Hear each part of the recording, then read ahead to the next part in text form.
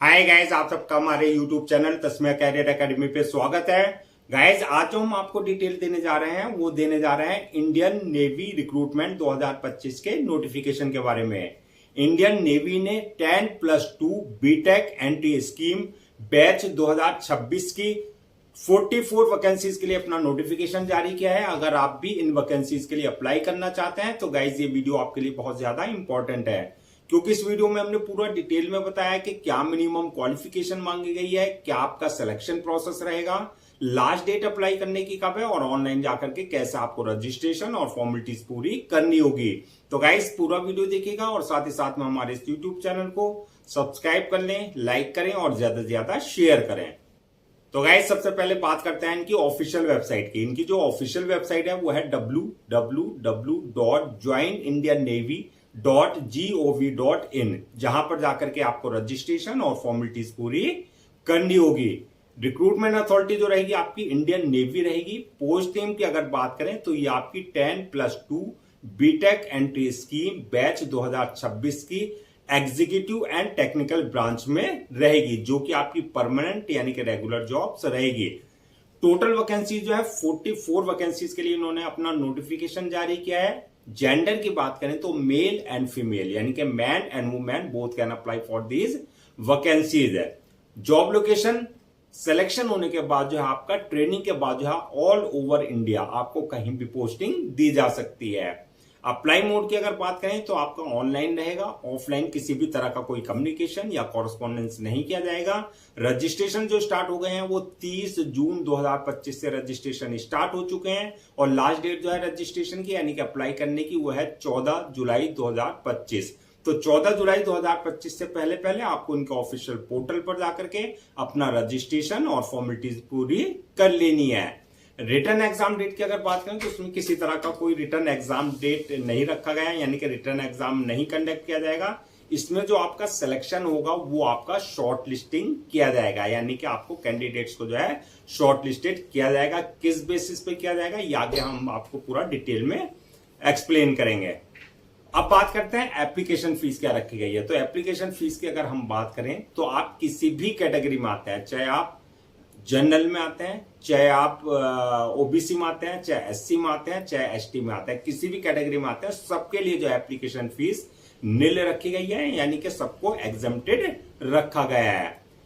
Next बात करते हैं कि आपका एलिजिबिलिटी क्राइटेरिया क्या मांगा गया है, यानी कि क्या मिनिमम एजुकेशनल क्वालिफिकेशन मांगी गई है। तो क्वालिफिकेशन की अगर बात करें तो 12th class passed with PCM, यानी कि आपने 12वीं क्लास पास कर रखा हो पीसीएम सब्जेक्ट के साथ, यानी कि फिजिक्स, केमिस्ट्री और मैथ के साथ। और आपका जो परसेंटेज होनी चाहिए एग्रीगेट वो मिनिमम 70% एग्रीगेट होना चाहिए। और आपका जो है इंग्लिश के सब्जेक्ट में मिनिमम 10th क्लास में या 12th क्लास में तो है जो है मिनिमम 50% मार्क्स आपने ऑब्टेन कर रखे हो।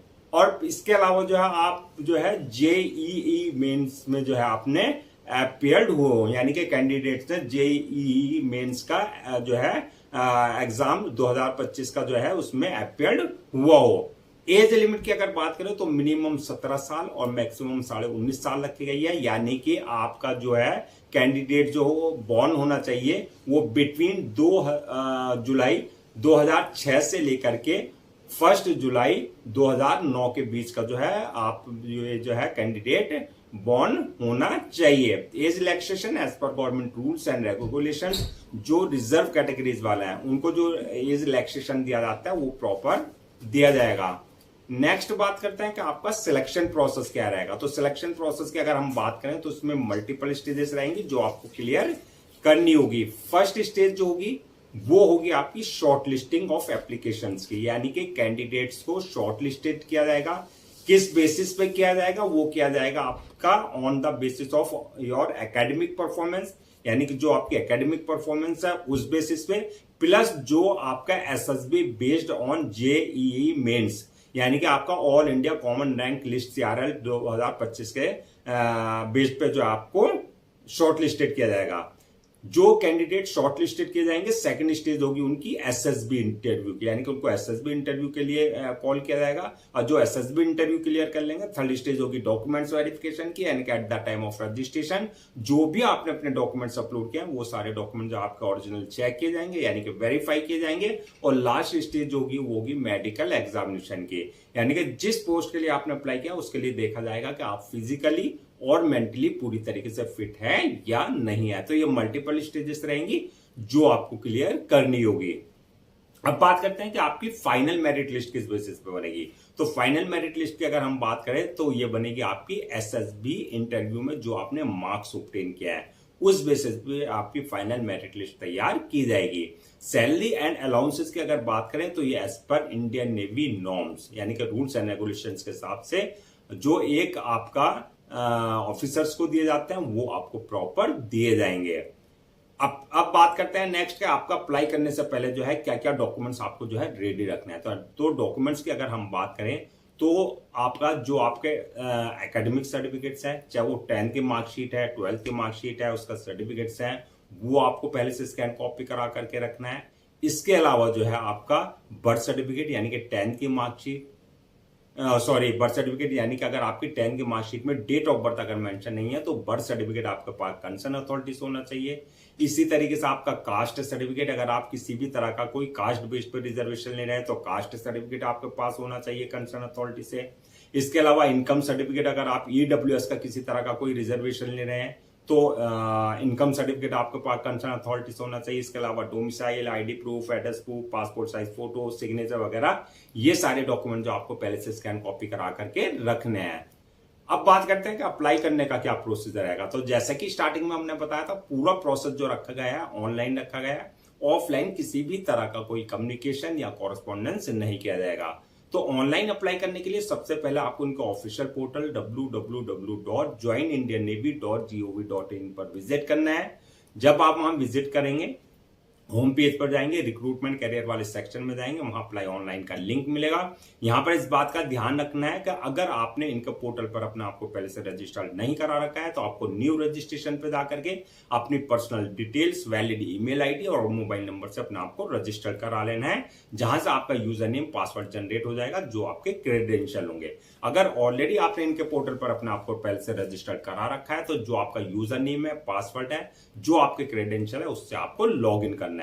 लॉग इन करने के बाद जो आपका एप्लीकेशन फॉर्म आएगा जहां आपकी पूरी पर्सनल डिटेल्स मांगी जाएगी, जैसा आपका नाम, father name, mother name, date of birth और क्वालिफिकेशन वगैरह के बारे में, जो आपको बिल्कुल एक्यूरेट फिल करनी होगी।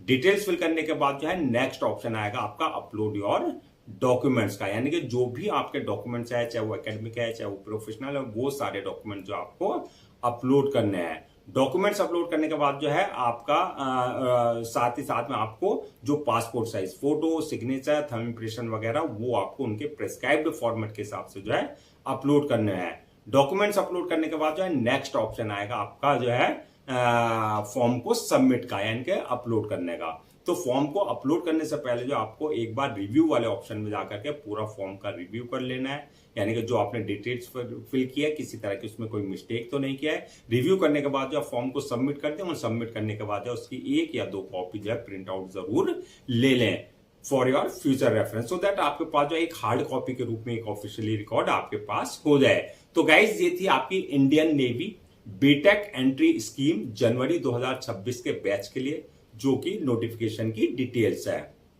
आई होप आपके सारे डाउट्स क्लियर हो गए होंगे। अगर अब भी आपको किसी तरह का कोई डाउट है, क्वेरी है या कंफ्यूजन है तो आप हमसे कमेंट सेक्शन में पूछ सकते हैं, हम उसका रिप्लाई जरूर देंगे। मैं एक बार फिर से आपको रजिस्ट्रेशन डेट और लास्ट डेट जो है रजिस्ट्रेशन की वो रिमाइंड करा देता हूं, सो दैट आप उसे नोट डाउन कर लें। रजिस्ट्रेशन जो स्टार्ट हो गए हैं वो 30 जून 2025 से रजिस्ट्रेशन स्टार्ट हो चुके हैं और लास्ट डेट जो है रजिस्ट्रेशन की यानी कि अप्लाई करने की 14 जुलाई 2025 है। तो 14 जुलाई 2025 से पहले पहले आपको उनका ऑफिशियल पोर्टल पर जाकर के अपना रजिस्ट्रेशन और फॉर्मेलिटीज पूरी कर लेनी है। गाइज हम आपके लिए जितने भी गवर्नमेंट जॉब्स हैं या गवर्नमेंट एग्जाम्स हैं उससे रिलेटेड जितने अपडेट्स होते हैं उस पर वीडियोज लेकर के आते हैं। इसके साथ साथ जो प्रॉपर कैरियर गाइडेंस पर आपके लिए वीडियोज लेकर के आते हैं। अगर आप भी चाहते हैं कि आपको प्रॉपर कैरियर गाइडेंस मिलती रहे, साथ ही साथ में आपको गवर्नमेंट जॉब्स और गवर्नमेंट एग्जाम्स के पूरे अपडेट्स मिलते रहे, तो आप लोगों से मेरी रिक्वेस्ट है आप हमारे इस यूट्यूब चैनल को सब्सक्राइब कर लें, लाइक करें और ज्यादा से ज्यादा शेयर करें।